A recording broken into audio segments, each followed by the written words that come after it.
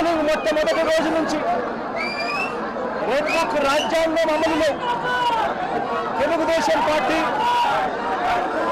ఏ రకంగా ప్రవర్తించింది అనే దానికి నిదర్శనం ఈరోజు ఈ గ్రామంలో కనిపిస్తుంది. ఈరోజు ఇదే గ్రామంలో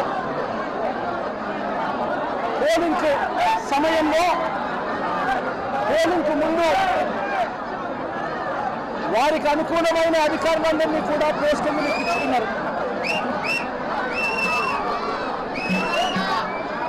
ఇక్కడున్న పోలింగ్ సమయంలో ఇక్కడ ఉన్న ఐజీ, ఎస్పీలు, సిఐలు అందరూ కూడా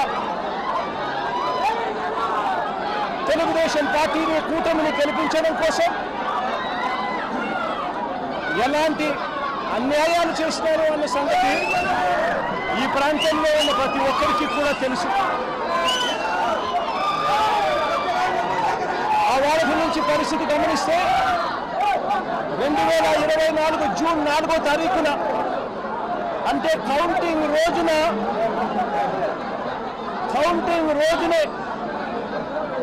అల్లర్లు చేస్తాడు అని చెప్పి తెలుగుదేశం పార్టీ, జనసేన నాయకులు తప్పుడు ఆరోపణలు చేసి వాళ్ళ తప్పుడు ఆరోపణల నేపథ్యంలో పోలీసులు నాగమల్లేశ్వరరావును స్టేషన్లో తీసుకెళ్ళిపోయారు. కౌంటింగ్ రోజునే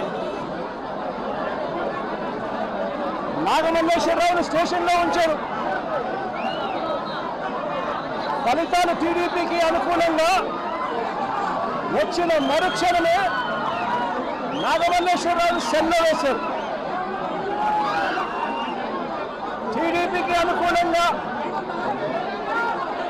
ఫలితాలు రావడం మొదలెట్టాక ఈ గ్రామంలో నాగమల్లేశ్వరరావు ఇంటిపై అంటే వెంకటేశ్వర ఇంటిపై తెలుగుదేశం, జనసేన కార్యకర్తలు రాళ్లు విసిరారు. నాగమల్లేశ్వరరావును స్టేషన్లో ఉంచారు. నాగమల్లేశ్వరరావును ఊరిలోకి వెళ్ళడానికి వీల్లేదు అని, ఊరు విడిచిపెట్టి పోవాలి అని, లేకపోతే రౌడీ షీట్ ఓపెన్ చేస్తామని సాక్షాత్తు సిఐ రాజేషే చెప్పాడు.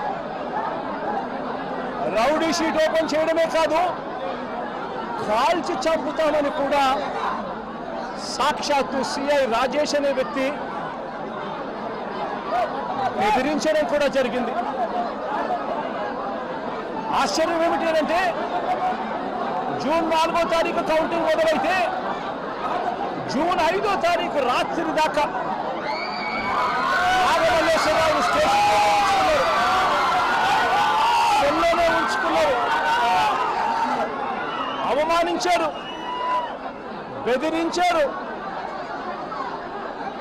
ఆయన మీద చేయకూడని నేరాలన్నీ కూడా చేశారు.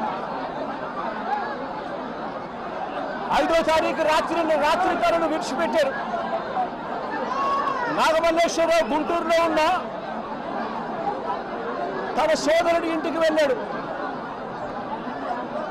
ఈ సిఐ, ఈ పోలీసులు వీళ్ళు బెదిరించిన తీరు, వీళ్ళు అవమానించిన తీరు. నాగమల్లేశ్వరరావు గుంటూరులో ఉన్న తన సోదరుని ఇంటికి వెళ్ళాడు.